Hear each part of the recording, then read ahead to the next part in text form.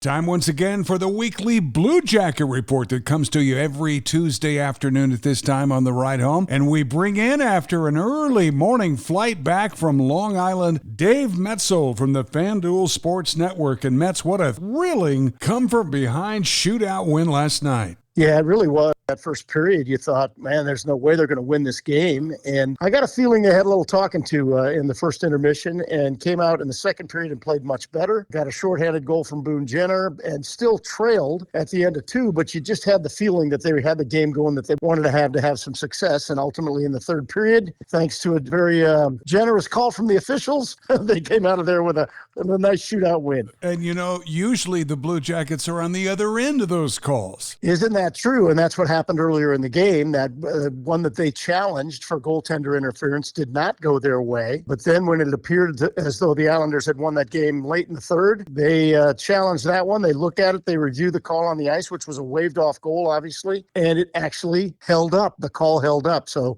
the Jackets benefited big time from that. FanDuel Sports Network's pre, in, and post-game reporter Dave Maetzold here with us on 103.9 The Maverick. So, Mets, I don't think it's any coincidence the team played well with Sean Monahan back. Oh, my gosh. 2 assists, which is the one that jumps out at you, but also he won 11 faceoffs, which has been a real major sticking point for this team during this last slide here. And to have him back in there, obviously his leadership is huge. He and Eric Goodbranson both providing that, but Monahan made a difference right away. Power play, penalty kill, faceoffs, 2 assists, including one on that game-tying goal. Man, did they miss him, and it was really great to have him back. Such a crucial win because, man, they were swirling. And now you feel like a tough win against a tough team. Maybe they got a chance to salvage this second playoff spot after all. What's amazing is they're still just 2 points out and 11 games left, lots of opportunity to make up that ground. And it's really, if they win 3 in a row, they're back in the playoff position, right? And they've already got 1 under their belt. So they're really in a good spot, back to a style of play that is more comfortable for them and more successful for them. And with all the reinforcements they have now, not just Goodbranson and Sean Monahan back, but Cole Sillinger will be joining the group here, I'm sure, in the next few games. And that'll make even more depth, create even more strength up the middle of the ice, which is huge for them right now. Before we let you go, Dave, as we do every week, tell us something that we don't know, that only someone listening to the Maverick now will know. Well, I think what we know is that Sean Monahan was a huge difference maker and a guy who, even though we didn't have full certainty what he would bring to this team when the season began, when you take him out for 28 games and then put him back in after missing 28 and he has the kind of impact that he has, that's a guy who's going to carry this team. And if they make it, you can put a lot of it on his shoulders because,